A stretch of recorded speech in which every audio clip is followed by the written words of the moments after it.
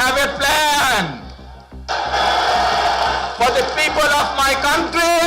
মনে করুন 2026 সালের 12ই ফেব্রুয়ারি বিএনপি ক্ষমতায় আসলো। কেমন হবে সেই বাংলাদেশ? টাইম মেশিনে আপনাদেরকে কিছুক্ষণের জন্য 2031 সাল পর্যন্ত ঘুরিয়ে আনবো। বিএনপি যদি কোনোভাবে ক্ষমতায় আসেই, তাহলে আমরা যে বাংলাদেশকে দেখব তার একটা প্রতিচ্ছবি আজকের অনুসন্ধানে তুলে ধরার চেষ্টা করা হবে।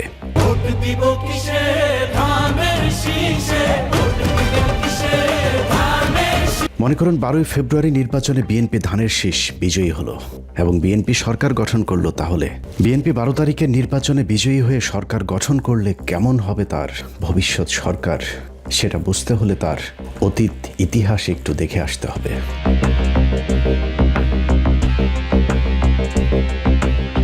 আওয়ামী লীগের 15 বছর ভোটারবিহীন নির্বাচনে ক্ষমতায় থাকার যে থিওরি, সেটার উদ্ভাবক ছিল বিএনপি। বাংলাদেশ স্বাধীনের পর প্রথম গণতান্ত্রিক নির্বাচন হয় 1991 সালে।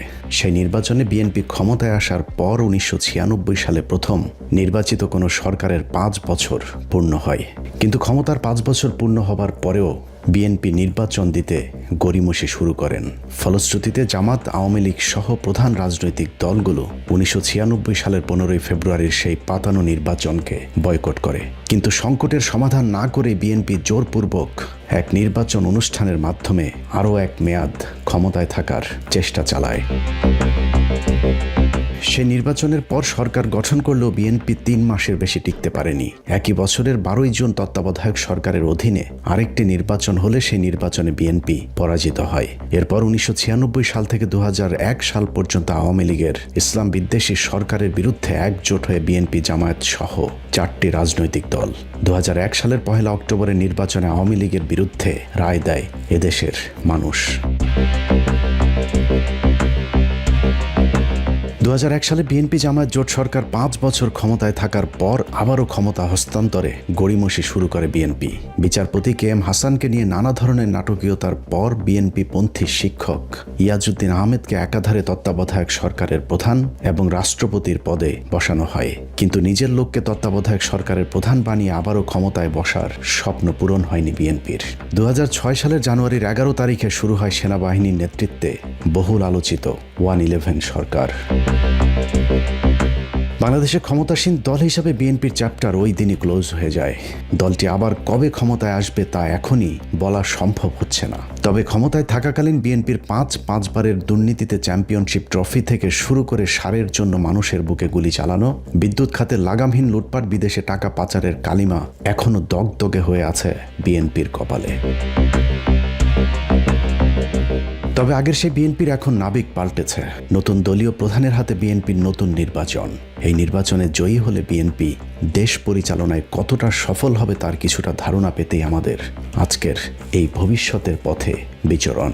প্রিয় ভাই বোনেরা, বদরের যুদ্ধ নিশ্চয়ই আপনারা জানেন কম বেশি সবাই। হযরত আয়েশা তার নেতৃত্বে পরিচালিত হয়েছিল।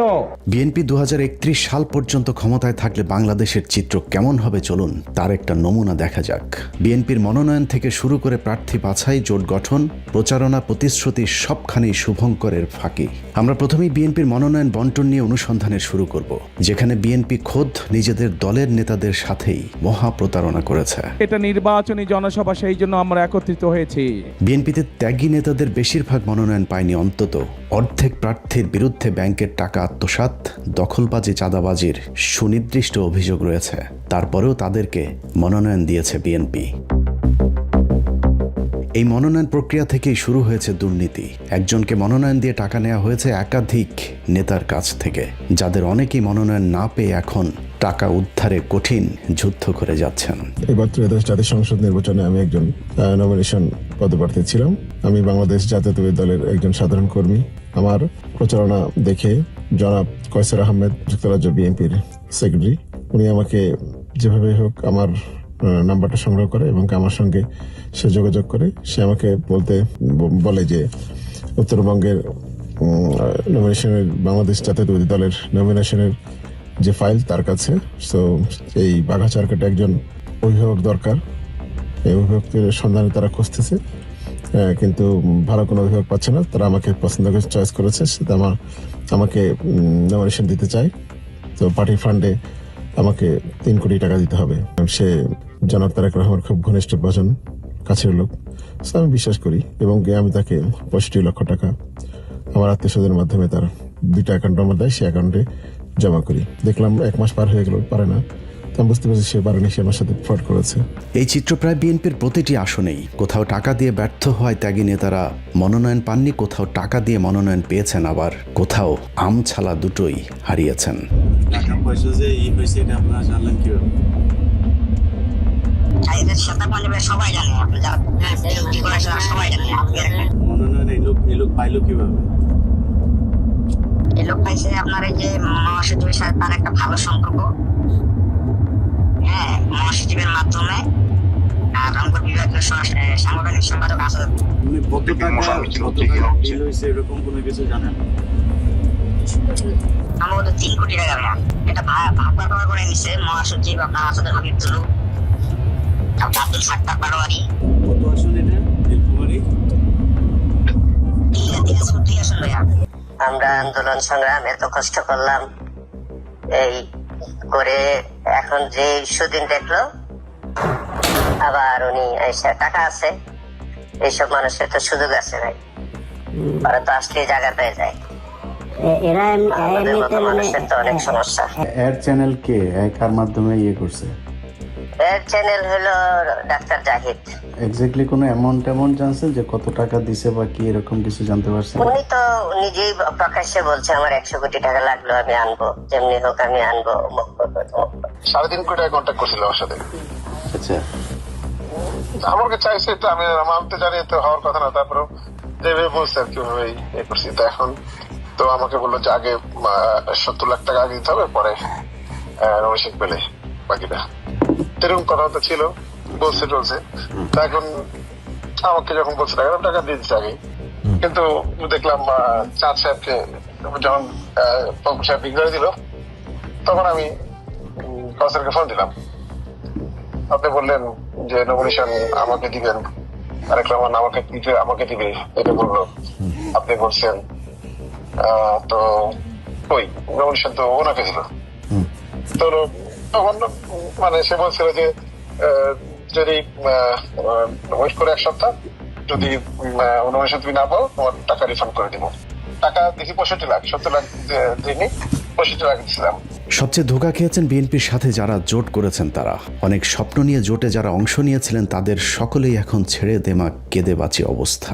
এই যেমন নিজের দলের সাধারণ সম্পাদকের পদ থেকে পদত্যাগ করে বিএনপিতে যোগ দিয়ে স্বপ্ন দেখেছিলেন যদি একবারের জন্য এমপি হওয়া যায়, কিন্তু ধানের শীষ প্রতীক রাশেদ খানকে দেয়া হলেও বিএনপি কৌশলে তাদের আরেকজন প্রার্থীকে স্বতন্ত্র হিসেবে দাঁড় করিয়ে দেন ঝিনাইদহ 4 আসনে। দিন যত যাচ্ছে রাশেদ খান বুঝতে পেরেছে বিএনপির ভয়ঙ্কর ফাঁদে একুল উকুল সবই হারিয়েছেন তিনি।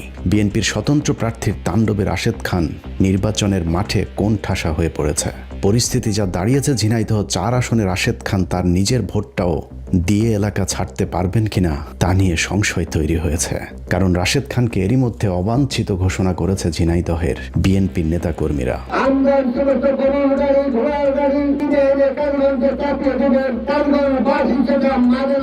একই অবস্থা গণ অধিকার পরিষদ নামে কথিত এই রাজনৈতিক দলের প্রধান নেতা নুরুল হক নুরুর আসনে যা শুরু হয়েছে তাতে যে কোনো সময় নুরুকে মেরে ফেলতে পারে এমন আশঙ্কা করেছেন ভাতারের আশায় লাং হারানো রাজনীতিবিদ নুরুল হক নুরুর অভিযোগ তার কর্মীদেরকে ধর্ষণও করেছে বিএনপির সমর্থকেরা। হাসান মামুন আমাদের কর্মীদের কি এই হত্যা করছে, রেপ করছে, বাড়িঘর জ্বালিয়ে দিচ্ছে, পুড়িয়ে দিচ্ছে, কয়েকদিন পরে হয়তো আমারও লাশ পাওয়া যেতে পারে।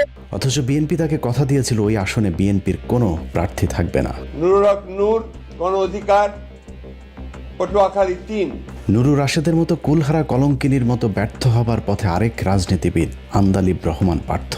এক দল এক নেতা আন্দালিব রহমান পার্থ নিজ দলের সবাইকে পথে বসিয়ে নিজে চেয়েছিলেন এমপি হতে, কিন্তু ভোলায় 1 আসনে পার্থকে দেয়া হলেও বিএনপি তাদের আরেকজন প্রার্থীকে কৌশলে প্রার্থী করে রেখেছেন। সূত্র জানিয়েছে বিএনপির পক্ষ থেকে কথিত বিদ্রোহী প্রার্থীকে বলা হয়েছে পার্থের লোকজনকে পিটিয়ে পাঠিয়ে যদি জিতে আসতে পারো তাহলে আবারও ফুলের মালা দিয়ে বরণ করে নেওয়া হবে।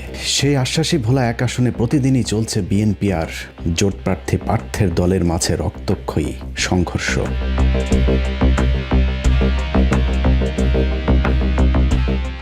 এভাবে বিএনপির জোটে যারা গিয়েছেন তাদের সকলেই এখন বিএনপির সাথে জোট করার কর্মফল ভোগ করছেন, অথচ জামায়াত ইসলামের জোটে যারা অংশ নিয়েছেন তাদের প্রার্থিতা ঘোষণার সাথে সাথেই জামায়াত ইসলামের সম্ভাব্য প্রার্থীরা তাদের প্রার্থিতা প্রত্যাহার করে নিয়েছেন।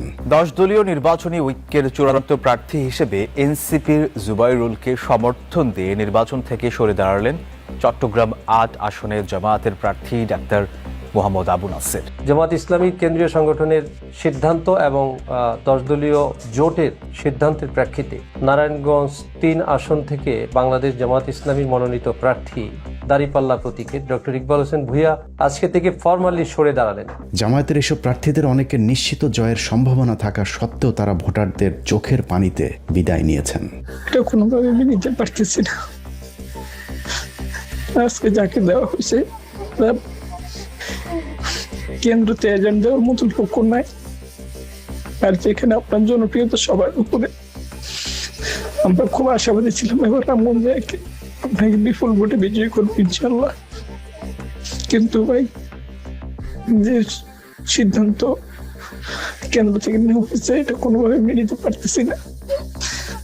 আমার কেন জানি মনে হচ্ছে আপনি এককভাবে নির্বাচন করলেও আপনি আমার সংসদে যাবেন ইনশাল্লাহ। নির্বাচনের জোটে আসা প্রার্থীদের সাথে বিএনপি যে প্রতারণা করেছে তাতে এই দলের সাথে ভবিষ্যতে কেউ জোট করবে কিনা তা নিয়ে সন্দেহ তৈরি হয়েছে। তাদের এখন নিরাপত্তা নিয়ে আমরা শঙ্কিত। অনতিবিলম্বে হাসান মামুনের প্রার্থিতা বাতিল করতে হবে। নিজের জোট সঙ্গীদের সাথে প্রতারণার পাশাপাশি বিএনপি ভোটারদের সাথেও প্রতারণা শুরু করেছে। ফ্যামিলি কার্ডটা আমরা ইনশাআল্লাহ সরকার গঠন করলে যত পরিবার আছে বাংলাদেশে আমরা চেষ্টা করব সবাইকে দিতে।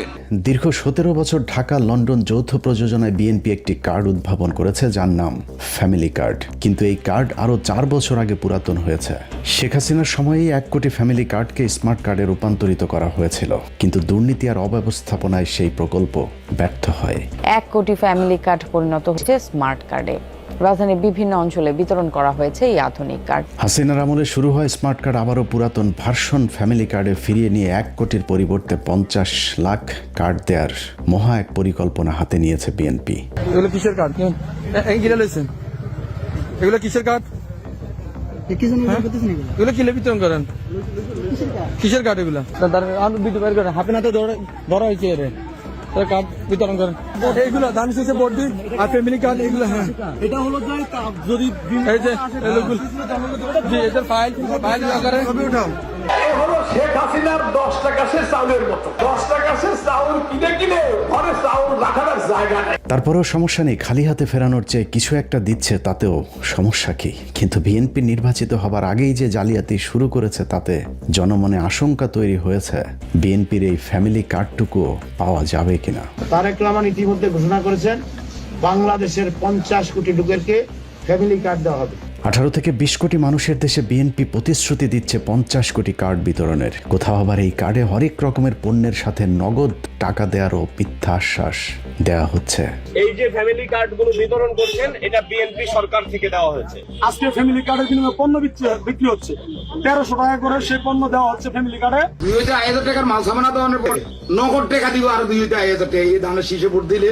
বাজারে গেলে ফ্যামিলি কার্ড নিয়ে গেলে 100 টাকার বাজার 50 টাকা হয়ে যাবে। ফ্যামিলি কার্ডের সাথে কোথাও আবার কৃষি কার্ডও দেওয়া হচ্ছে। আপনাদের ওয়াইফের জন্য একটা ফ্যামিলি কার্ড করে দেবে, আর আপনাদের কৃষির জন্য ফ্রি কার্ড করে দেবে। ফ্যামিলি কার্ড এবং আছে কৃষি কার্ড। কৃষি কার্ডে কৃষি সরঞ্জামাদি যত আছে সার কীটনাশক সহ সবকিছু। এই কার্ড ব্যাংকে দেওয়ার সাথে সাথে টাকা দেবে, হয়তো 15,000 টাকা লাগবে 15,000 দিল, নাহলে 20,000 লাগবে 20,000 দিল। এই ফ্যামিলি কার্ডের মাধ্যমে আপনি 25 কেজি চাউল কিনতে পারবেন, 1 কেজি নুন কিনতে পারবেন, একদম বিনামূল্যে বিনা পয়সা। আর যদি লোনের দরকার হয় ব্যাংকে যাবে, ওই তোমার আরএস খোতানো যাবে না, এসে খোতানো যাবে না, এই কার্ড ব্যাংকে দেওয়ার সাথে সাথে টাকা দেবে, হয়তো 15,000 টাকা লাগবে 15,000 দিল, নাহলে 20,000 লাগবে 20,000 দিল।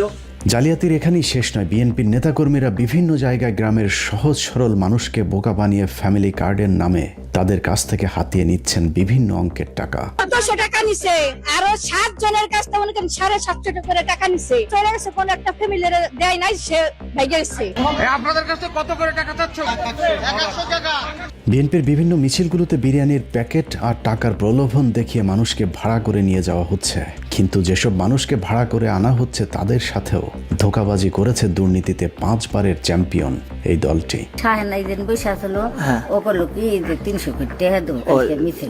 300 টাকা পাইছেন? না, দেয় নাই। কার মিছিল গেছিলেন? এর মধ্যে একটি আপনারা পাইছেন না? বিএনপি তাদের নতুন প্রতারণার ফাঁদ পেতেছে আওয়ামী লীগ এবং সংখ্যালঘু ভোটারদেরকে ধরতে, কিন্তু বাস্তবতা বলছে তাদের সাথেও প্রতারণা করবে বিএনপি। কারণ 5 তারিখের পর আওয়ামী লীগের ব্যবসা প্রতিষ্ঠান দখল, মামলা বাণিজ্য, এমনকি সংখ্যালঘুদের জমি জায়গার দখলে নেতৃত্ব দিয়েছে বিএনপির নেতাকর্মীরা। নির্বাচনের পর বিএনপি ক্ষমতায় এলে সংখ্যালঘুরা কেমন থাকবে তারও একটা চিত্র এরই মধ্যে ফুটে উঠেছে। হাসিনা পালানোর পর 6 আগস্ট আমার ছোট দোকানেও আবার হামলা চালায়, সবাইকে আমাদের সবাইকে মারধর করে, আমার পরিবারে, আমার দিদাকে, আমাকে, আমার রোগাক্রান্ত বাবাকে। এরা হলো বরিশালে বিএনপির সাবেক যুগ্ম সাধারণ সম্পাদক সৈয়দ জামাল হোসেন নোমান। তারপরেও বিএনপি আওয়ামী লীগ এবং হিন্দুদের ভোট পেতে নানা ধরনের লোভনীয় অফার দিয়ে মাঠে নেমেছে। আওয়ামী লীগ বিএনপির ভাই ভাই দানের শীষে ভোট চাই। আদালতে চলমান অবস্থাতেই বিএনপি ক্ষমতায় গেলে সব মামলা তুলে নেয়ার মিথ্যা আশ্বাস দেওয়া হচ্ছে বিএনপির সর্বোচ্চ পর্যায় থেকে। যত মামলা আছে আওয়ামী লীগের বিরুদ্ধে আমরা সমস্ত মামলাগুলো তুলে নেব। 1.5 বছর আওয়ামী লীগের কাছ থেকে মামলা বাণিজ্য করবার পর পাপিয়ার ঘর জামাই হারুনুর রশিদ এখন আশ্বাস দিচ্ছেন আওয়ামী লীগের কাউকে হয়রানি করা হলে থানা ঘেরাও করা হবে। সুনির্দিষ্ট কোনো মামলা নাই, এর বাইরে কোনো লোককে যেন হয়রানি করা না হয়। যদি হয়রানি করা হয় আমি জনসাধারণকে নিয়ে কিন্তু আমি থানা ঘেরাও করবো, একদম পরিষ্কার বলেছি। এভাবেই ভোটের লড়াইয়ে জিততে অতীত ভুলে আওয়ামী লীগের লোকজনকে রাজনীতিতে পুনর্বাসন করে দেওয়ার চেষ্টা চালাচ্ছে বিএনপি। আমি বললাম এই ওয়ার্ডে এই বাড়িতে বসে নৌকার ভোট চেয়েছিলাম, আজকে এই ওয়ার্ডে বসে আজকে আপনাদের কাছে ধানের শীষে ভোট চাইছি। কিভাবে নেত্রী হতে হয় সেটা প্রমাণ করে দিয়ে গেছে শেখ খালেদা জিয়া। আসসালামু আলাইকুম। জয় বাংলা, জয় তারেক রহমান জিন্দাবাদ, তারেক রহমান জিন্দাবাদ। এই বলি আমি শেষ করছি। জয় বাংলাদেশ জিন্দাবাদ। জয় বাংলা, বিএনপির মিটিং, মিছিল, জনসভায় এখন প্রকাশ্যেই জয় বাংলার স্লোগান দেওয়া হচ্ছে। সব মিলিয়ে আওয়ামী লীগ আর বিএনপি এখন এক অভিন্ন সত্তা। চোর, বাটপার, চাঁদাবাজেরা আজ একই ছাতার নিচে দাঁড়িয়েছে। তবে আওয়ামী লীগের সাথে বিএনপির এই মাখামাখি যে 12 তারিখের ভোটে জেতার কৌশল, সেটা মাঝে মধ্যে তাদের নিজেদের মুখ ফসকে বের হয়ে যাচ্ছে। আমাদের মতো অনেকেই মনে করেছিল তারেক রহমান দেশে ফিরলে হয়তো বিএনপির অন্যরকম এক রূপ দেখা যেতে পারে, কিন্তু যাহা লাউ তাহাই কদু। বিএনপি সরকারের অতীতের দুঃশাসনের কথা মনে পড়লে সবার আগে একটি ভবনের নাম ভেসে ওঠে, তার নাম হাওয়া ভবন। অভিশপ্ত এই ভবনের সাথে একজন ব্যক্তির নাম জুড়ে আছে, যার নাম গিয়াসউদ্দিন আল মামুন। অনেকেই মনে করেন মামুনের সাথে তারেক রহমানের সম্পর্কের অবনতি হয়েছে, কিন্তু বাস্তবে মামুন এখনো তারেক রহমানের সবচেয়ে ঘনিষ্ঠ জনদের একজন। যদিও সম্পর্ক টিকিয়ে রাখতে নতুন কৌশলের আশ্রয় নিয়েছে বিএনপি। গিয়াসউদ্দিন আল মামুনকে পর্দার আড়ালে রেখে তার আপন ভাই হাফিজ ইব্রাহিমকে দেয়া হয়েছে ভোলা 2 আসনের মনোনয়ন, যা ভোলার সাধারণ মানুষকে চরমভাবে উদ্বিগ্ন করে তুলেছে। 1 বছর এই যে 5 আগস্টের পরের তোরে লুটফাট করছে জাগরে নিয়া। আমার ফেসবুকে লেখছে হাফিজ ইব্রাহিমের নিয়ে কথা বললে হাত পাও ভেঙ্গে গুঁড়া করিয়া ফেলবো। আমার নিজের ঘর, আমার কড়াই করা সম্পদ এবং আমার বসত ঘর, যেখানে আমি 20-22 বছর ধরে বসত করতেছি, থাকতেছি, সেখান থেকে আমার এই 2 বাচ্চা নিয়ে আমার ওদিক থেকে মাইরে তারপরে বের করে দিছে। এমন অবস্থা করছে যে আমি কোন রকম জানটা নিয়ে বের হয়েছি। সেখানে বিএনপির সাঙ্গপাঙ্গ ছিল, যে বললাম যাদের নাম নাসিম কাজী ছিল। নাসিম কাজী আমি প্রথম শুরু থেকেই বলছি, বিএনপি বন্দিবাদা বিএনপি হয়েছে গুন্ডারিন, এটা একটা মানুষ নয়, সব গুন্ডায় বইরে গেছে। জেনে নেন মহিলাকে অত্যাচার করে, চুল কেটে দেয়, ওটা করে এটা করে, সব কিছু গুন্ডারিন। আমার এই দোয়ান পাট সব ভাঙ্গা চূড়া করছে, আমার গলায় 2টা বগিদাও ধরছে। এই বাজে ধরে এই শালি চুট মারানি মোবাইল দিয়ে আনা তোরে দাও দিয়া উবয়া আনা করে দিন। 15 মিনিটসের কাছে আসা নথিতে দেখা যায় গিয়াসউদ্দিন আল মামুনের ভাই হাফিজ ইব্রাহিম, তার স্ত্রী মাফরুজা সুলতানার সহ পরিবারের সদস্যের নামে কয়েকশো কোটি টাকার ঋণ খেলাপি রয়েছে। শুধুমাত্র ফার্স্ট সিকিউরিটি ব্যাংকেই খেলাপি ঋণ রয়েছে 106 কোটি টাকা। তারপরেও তার প্রার্থিতা বাতিল করা যায়নি, কারণ বিএনপির সর্বোচ্চ নীতি নির্ধারকদের চাপে ব্যাংক কর্তৃপক্ষ এবং নির্বাচন কমিশন হাফিজ ইব্রাহিমের প্রার্থিতা বাতিল করার সাহস দেখায়নি। পর্দার আড়ালে থাকা গিয়াসউদ্দিন আল মামুনের ক্ষমতাকে কাজে লাগিয়ে হাফিজ ইব্রাহিম ভোলায় এক ত্রাসের রাজত্ব কায়েম করেছেন। এমনকি বিএনপির সম্ভাব্য যেসব প্রার্থী মনোনয়নপত্র তুলতে চেয়েছিলেন তাদেরকেও এলাকাতেই ঢুকতে দেয়নি হাফিজ ইব্রাহিম। কিছু সন্ত্রাসী, আমি যতটুকু জানি, ওনারা হাফিজ ইব্রাহিমের পক্ষে স্লোগান দিয়ে ওদের উপরে হামলা চালায়। ভোলার বোরহানউদ্দিন এবং দৌলত খান উপজেলার বাজার ও নদী ঘেঁষা চরগুলোকে কেন্দ্র করে ব্যাপক চাঁদাবাজির অভিযোগ উঠেছে গিয়াসউদ্দিন আল মামুনের ভাই হাফিজ ইব্রাহিমের বিরুদ্ধে। স্থানীয় সূত্রগুলো জানিয়েছে উপজেলায় অন্তত 30টির বেশি বাজার ও একাধিক চর এলাকা থেকে তিনি ও তার অনুসারীরা মোটা দাগে প্রতি মাসে 50 কোটি টাকার বেশি চাঁদা আদায় করছেন। বাজার ইজারা, ফসল উৎপাদন, পরিবহন ও বর্গা জমির নামে এই চাঁদাবাজির ফলে সাধারণ ব্যবসায়ী এবং কৃষকদের উপর বাড়তি চাপ সৃষ্টি হয়েছে। এর বাইরেও কৃষকদের বাড়ি থেকে হাঁস, মুরগি, গরু জোরপূর্বক ধরে নিয়ে যেয়ে খেয়ে ফেলার অভিযোগ উঠেছে হাফিজ ইব্রাহিমের অনুসারীদের বিরুদ্ধে। রোগলা দ্বারা আমাকে হাঁস, মুরগি, গরু, ছাগল, ভেড়া লইয়া যায়, আমরা জিগাইলে কাকা হাফিজ ইব্রাহিমে কইছে। হাফিজ ইব্রাহিমের দয় দিয়ে আমার উপর এত অত্যাচার করে, আমাকে ছাগল যা আছে সবই লিয়ে যায়। আমাকে তো টেয়া খোঁজে, গাছের টেয়া দিতাম, আমরা গাছ টেয়া দিই না দেখিয়া এই আমার উপর অত্যাচার করে হাফিজ ইব্রাহিমের অনুসন্ধানে জানা যায় বোরহানউদ্দিন উপজেলার বোরহানউদ্দিন বাজার, কুঞ্জিরহাট বাজার, কালীরহাট, চৌমোহনীর হাট, শিকদারহাট বাজার, মানিকারহাট, মুন্সিরহাট, আলিমউদ্দিন বাংলা বাজার, মোল্লারহাট বাজার, গফুরগঞ্জ বাজার সহ কুঞ্জিরহাট, বোরহানউদ্দিন ও বোরহানগঞ্জ বাজার থেকে 1 কোটি টাকার বেশি চাঁদা তোলা হচ্ছে। মনে করেন আমরা কোনো মাস্টার পাই না, এরা কারা? এনে হালুদ্দিন ওরা চাইবে কেন আইসি ওরা জিজ্ঞাসা ভাই তুই কারেন্ট দিয়ে আমাকে ব্যাকের কিছু নষ্ট করিস কে? এই বিদায় এই ধরেন ওরা আইয়া বিসিআর এই পিটান আরম্ভ না করছে। বোরহানউদ্দিনের পাশের চরগুলোর মধ্যে চর শরীফাবাজ, চর রামকানাই, চর গিরিশ, পাতার চর, ধারিয়া সাকুচিয়া, বয়ার চর, রিভার ব্লক ও চর কলাগাছিয়ার মানুষ যেন অত্যাচারী এক জমিদারের অধীনে প্রজা হয়ে বাস করছেন, যে কারণে এই আসনটিতে দাঁড়িপাল্লার প্রার্থীর ভূমিধস জয়ের সম্ভাবনা তৈরি হয়েছে। ফলশ্রুতিতে ভোলাতেই সবচেয়ে বেশি হামলার শিকার হচ্ছেন জামায়াত প্রার্থী অধ্যাপক মাওলানা নজরুল ইসলামের অনুসারীরা। এভাবে বহর করতেও দিবেন না, বহর না বহর দিলে মাত্র হাফিজ ইব্রাহিম দিবে। একই অবস্থা দেশের প্রায় সব বিএনপির প্রার্থীদের। বিএনপি যেন বেছে বেছে অবৈধ টাকার পেশি শক্তির অধিকারী প্রার্থীদেরকেই বাছাই করেছেন। বিএনপি ক্ষমতায় আসলে এদেশের মানুষ কেমন থাকবে তা বোঝার জন্য আরেকটি আসন থেকে ঘুরে আসব, যেখানে ক্ষমতায় আসার আগেই মানুষের জীবনে নাবিশ্বাস তুলে দিয়েছে বিএনপি মনোনীত প্রার্থী শরীফুজ্জামান শরীফ আর তার ভাই টরিক।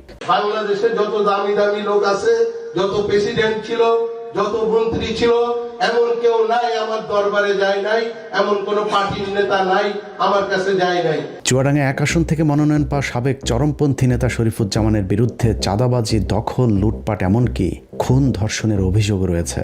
শরীফের আপনি হলো মানে একটা বেহায়া, একটা কান কাটা, একটা নির্লজ্জ বেহায়া পুরুষ। ওর ইজ্জত শেষ হয়ে যাক, ওর বউয়ের ইজ্জত শেষ হয়ে যাক, তা নিয়ে ওর কোনো মাথা ব্যথা নাই। বক্তব্য দেয় নারী শরীফুজ্জামানের সাবেক স্ত্রী, যাকে গোপনে বিয়ে করে কিছুদিন ভোগ করার পর শরীফুজ্জামান ছুঁড়ে ফেলেছেন। শরীফ আমাকে ওই যে লিডার তারেক রহমান নিজেই ভালো না, শুধু কে কথা বলছে, আরো কত কিছু বলছে। থানার মধ্যে আমাকে বলছে আপনি তারেক রহমানের কাছে যাই কি করবেন, বা ফখরুলের মহাসচিবের কাছে যেয়ে কি করবেন। ওই দিনও থানায় আমাকে বলছে এবং সার্কেল এসপির সামনে বলছে। তারেক রহমানকে জিজ্ঞাসা করবো, সার্কেল এসপি তো পুরো ওদের হয়ে কাজ করছে। 5 আগস্টের পর নিজের অবস্থান পরিবর্তনের সাথে সাথে নিজের স্ত্রীও পরিবর্তন করেছেন। নানাভাবে ওই নারীকে মুখ বন্ধ রাখার চেষ্টা করে ব্যর্থ হবার পর মিথ্যা স্বর্ণ চোরা কারবারের মামলায় জেলে পাঠিয়েছে শরীফ। ভোরবেলা হামলা করে নিয়ে গেল, নিয়ে যাওয়ার পরেই শুনতে গোয়েন্দা বাহিনী আমাকে জানায় যে আপনার মেয়েকে নিয়ে গেছে চুয়াডাঙ্গা সদরে। আমি যে দেখি সদরেও নেই, কোর্টেও নাই। তারপর আমি আবার শুনলাম যে জেলখানা। তো মেয়েকে ডাক দিয়ে বললাম যে পুতুল কি হয়েছে? কইছে মা আমাকে বলছে কি পুলিশ যে তুমি উঠো কোর্টে। না তো কেন? না তো তুমি যে শরীফের নামে মামলা করতে চেয়েছো সেটা পোট আপ করবো, কইয়া নিয়েছে, নিয়েই না মা আবার আমাকে জেলখানাতে ভরে দিয়েছে। ইলিয়াস ভাইয়ের প্রতিবেদনে আমার বোন সাক্ষাৎ দেওয়ার পরেই ভোরবেলা আমার বোনকে শরীফ আর শরীফের গুন্ডাপান্ডা বাহিনী পুলিশ দিয়ে আমার বোনকে তুলে নিয়ে যায়। একটি স্কুলের গানের শিক্ষিকা ওই নারী বিএনপির রাজনীতির সাথেও জড়িত ছিলেন। এমনকি পুরো পরিবার আওয়ামী লীগ সরকারের আমলে হামলা মামলার শিকারও হয়েছিলেন একাধিকবার। অথচ নিজের স্বার্থে বিএনপির এমপি প্রার্থী শরীফ তাকে বন্দী করে রেখেছেন। আর পুতুলের পরিবারের এখন সময় কাটে আদালতের বারান্দায় বারান্দায়। ছোটবেলার থেকে তার চিনি একখানে রয়েছি, তা সে কি করে এইসব ব্যবসা করে, এইসব ব্যাপারে সে নাই। পুতুল মেয়েটা খারাপ না, এটি যা মানুষে বলছে এটা মনে করেন একটা শত্রামি করে বলছে। আমার জীবন আমি দেখি, আমি তো 2বার 3বার এদিকে আসি আসা। আমরা কোনদিন দেখিনি যে তার খারাপ আচরণ আমরা কোনদিন দেখিনি। যদি এইভাবে আরো নির্যাতন হতে থাকে তাহলে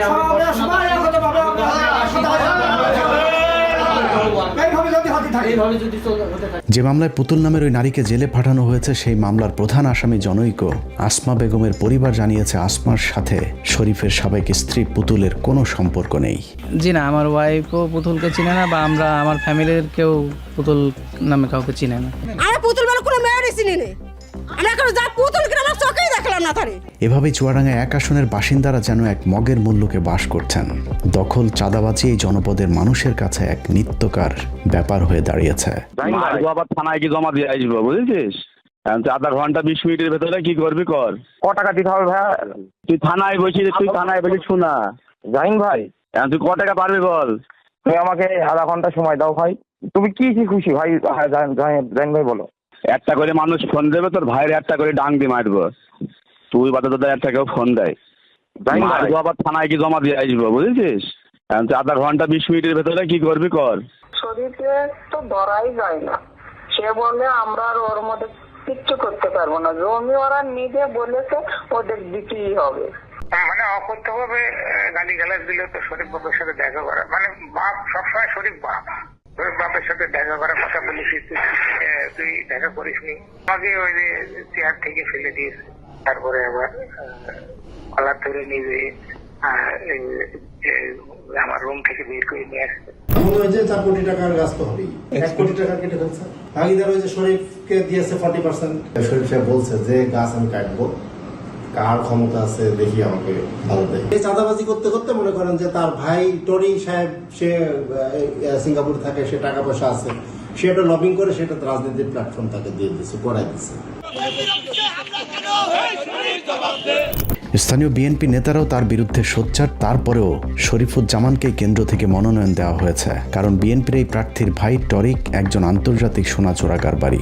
ডায়মন্ড ওয়ার্ল্ডের মালিক দিলীপ আগারওয়ালার ব্যবসায়িক পার্টনার টরিক সিঙ্গাপুরে ব্যবসার নামে বিএনপির অনেক নেতার টাকা পাচারের অন্যতম সহযোগী, যে কারণে বিএনপির তাকে প্রয়োজন। চুয়াডাঙ্গা আলমডাঙ্গায় যে চাঁদাবাজ হচ্ছে, এই চাঁদাবাজ গুলা শরীফের নেতৃত্বে হচ্ছে এবং দখল করছে এবং বহু টাকা চাঁদা তুলেছে চুয়াডাঙ্গা এবং আলমডাঙ্গা, এবং আওয়ামী লীগের লোককে শেল্টার দিচ্ছে এবং চাঁদা তুলছে। তার নেতৃত্বে বিএনপি ঐক্যবদ্ধ থাকবে কিনা, এখন বিএনপি 5টা খণ্ডে খণ্ডিত, রাজনৈতিক অবস্থান একেবারে নাই বললেই চলে। আজ চুয়াডাঙ্গা জেলার সেক্রেটারি নির্দেশে তার পেটোয়া বাহিনীর অস্ত্রে শস্ত্রে সুসজ্জিত হয়ে আজকে আমার বাড়িতে অ্যাটাক করে। সেই সময় আমার মা বয়স 60-এর ঊর্ধ্বে ভয় পেয়ে দরজা বন্ধ করে দেয়। আমাকে না পেয়ে তারা আমার অফিস ব্যাপকভাবে ভাঙচুর করে, যেটা আমার জন্য অত্যন্ত দুঃখজনক। চুয়াডাঙ্গা 1 আসনের দাঁড়িপাল্লার প্রার্থী অ্যাডভোকেট মাসুদ পারভেজ রাসেলের বিনা প্রতিদ্বন্দ্বিতায় জয়ের সম্ভাবনা তৈরি হয়েছে, যে কারণে শরীফের নেতাকর্মীরা এলাকায় মানুষকে নানাভাবে ভয় ভীতি দেখিয়ে ভোটে জেতার চেষ্টা চালিয়ে যাচ্ছে। তোরা আওয়ামী লীগ করিস, যাই করিস, এখন আওয়ামী লীগ বিএনপির কোনো ভেদাভেদ নেই। এখন আওয়ামী লীগের বিএনপি এক হয়ে গিয়েছে, বুঝতে পেরেছিস? আমাদের বিরুদ্ধে দাঁড়াইতে হবে, ভোট কানে শিখিয়ে দিতে হবে, যেহেতু নৌকা নেই। একদম সকাল সকাল ভোট কেন্দ্রে চলে যাবি, আর যে কটা বাড়ির লোক আছে তোদের সব ভোট কটা জনে আমরা দেখতে পাই, আমাদের সামনে মারবি, ঠিক আছে তো? কোথাও বলা হচ্ছে জনগণ ভোট না দিলেও নাকি শরীফুজ্জামান শরীফ ধানের শীষে বিজয়ী হয়ে আসবে। এমপি তো আমরা হবই, আপনারা কেউ ভোট না করলাম। চুয়াডাঙ্গায় আবারও সেই চরমপন্থীদের মাঠে নিয়ে ভোটারদেরকে হুমকি দিয়ে যাচ্ছে শরীফের লোকজন, যে কারণে এলাকায় থমথমে পরিস্থিতি বিরাজ করছে। তোরা হিন্দু সম্প্রদায়, ভোট দিতিস নৌকায়, এখন নৌকা আওয়ামী লীগ সব মিলিয়ে নিচে একাকার হয়ে গিয়েছে। আর আমরা গ্রামের ছেলে সব গ্রামের ছেলে, পাশের গ্রাম কুমলাপুরি ছেলে ভরে দাঁড়িয়েছে। এমপি হবে হলে আমাদের ভাগ্য পরিবর্তন হবে। ধানের শিশি ভোটটা দিবি তো? সকাল সকাল চলে যাবো। তোদের বাড়ি যে কটা আছে সব বুঝি ভোট নিয়ে নিবি। আর তোদের যা সমস্যা, শুধু চুয়াডাঙ্গার শরীফুজ্জামান শরীফ কিংবা ভোলার হাফিজ ইব্রাহিম নয়, সারা দেশেই জনগণের সাথে সাপ লুডু খেলেছে বিএনপি। ১.৫ বছরে চাঁদাবাজির সুনির্দিষ্ট অভিযোগে যাদেরকে বহিষ্কার করা হয়েছিল তাদেরকে আবার ঘোষণা দিয়ে দলে ফিরিয়ে এনেছে। সেই সাথে বহিষ্কার হওয়া এসব চাঁদাবাজদের মধ্য থেকে ২৪ জনকে আবারও বহিষ্কারাদেশ প্রত্যাহার করে ধানের শীষের মনোনয়ন দেওয়া হয়েছে। বিএনপিতে খেলাপি ঋণ রয়েছে এমন প্রার্থীর সংখ্যা ৩১, যাদের সকলে আওয়ামী লীগ আমলে ব্যবসা করেছে, এমনকি ব্যাংক থেকে লোনও নিয়েছে আওয়ামী লীগের আমলে। এদের মাঝে অনেক প্রার্থীর পরিবারের নামেও খেলাপি ঋণ রয়েছে। সম্প্রতি এশিয়া পোস্টে খোদ মির্জা ফখরুল ইসলাম আলমগীরের ভাইয়ের ২২ কোটি টাকার ঋণ মওকুফের খবর বেরিয়েছে। যে ঋণ মির্জা ফখরুল ইসলামের ভাই মির্জা ফয়সাল আওয়ামী লীগ আমলে নিয়েছিলেন। প্রথম প্রশ্ন হলো, আওয়ামী লীগ আমলে মির্জা ফখরুলের ভাই ব্যাংক থেকে লোন পেলেন কিভাবে? আর দ্বিতীয় প্রশ্ন, বিএনপি ক্ষমতায় আসার আগেই যদি ক্ষমতার দাপটে ব্যাংকের লোন মওকুফ করিয়ে নেওয়া যায়, তাহলে ক্ষমতায় আসার পর তাদের পুরো ব্যাংক কবজা করতেও সময় লাগবে না।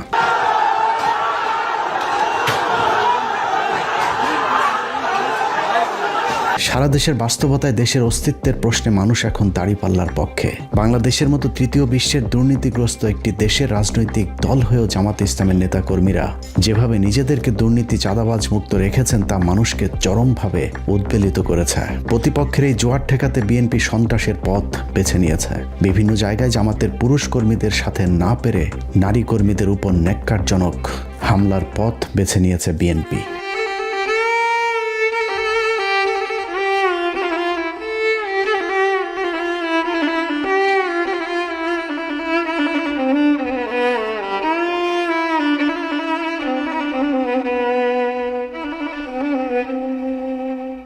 বোরকা পরা নারী মানে বিএনপি তাদের প্রতিপক্ষ ভাবতে শুরু করেছে। এ যেন আওয়ামী লীগের ভয়ঙ্কর রূপ বিএনপির উপর ভর করেছে। যদি কোনো বোরকা টোরকা দাড়ি যদি দেওয়া হয়, সন্দেহ হয়, সেখানে ধরে ফেলবেন। আমাকে মারিছে, আমার পাশে আমার রত্নাপা ছিল, ওনার বুকে 2টা কিল মারিছে। তারপরে শাহানাজ আপা, আমার মুসলিম আপা, নুরুন নাহার আপা, মানে আমাদের সবাইকে এক কথায় মেরেছে। নিজেরাই মা বোনদের উপরে হামলা করে, বিভিন্ন জায়গায় নারীদের হিজাব টেনে খুলে ফেলে। এইরকম সাহস বাংলাদেশে যাতে আর কেউ না করতে পারে, তার জন্য আমার মা বোনেরা ঐক্যবদ্ধ থাকবেন ইনশাল্লাহ। শুধু ভাইদের গায়ে না, আমাদের মায়েদের গায়েও তারা হাত তুলেছে, আমরা তার তীব্র নিন্দা জানাই। ওরা কি মায়ের পেট থেকে জন্ম নেয় নাই? ওদের ঘরে কি মা বোন নাই? মা বোনদের প্রতি সামান্য সম্মান দেখানো, নিশ্চয়ই তারা পরিবার থেকে সেই শিক্ষা পেয়েছে। যদি না পেয়ে থাকে, এটা দুর্ভাগ্য। দীর্ঘ 15 বছরের দুর্বিষহ এক কালো রাত পেরিয়ে দেশের মানুষ তাদের ভাগ্যাকাশে নতুন এক সূর্য দেখার স্বপ্ন দেখেছিল, কিন্তু সেই আলোর মাঝে কালো মেঘ হয়ে দাঁড়িয়েছে বিএনপি নামক এক অন্ধকার দানব। যে পর্যন্ত আপনার ভোট কেন্দ্র থেকে ভোটের ডিক্লার না আসবে, সেই পর্যন্ত আমরা ভোট কেন্দ্র ঘেরাও করে রেখে কেন্দ্র থেকে ডিক্লার নিয়ে তারপরে আমরা উপজেলায় অবস্থান করব।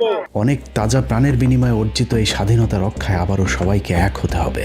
দুর্নীতি, দুঃশাসন, চাঁদাবাজি, সন্ত্রাসের বিরুদ্ধে আপনাকেই রুখে দাঁড়াতে হবে। আপনার মূল্যবান ভোটে নির্ধারিত হবে এদেশের ভবিষ্যতের গতিপথ।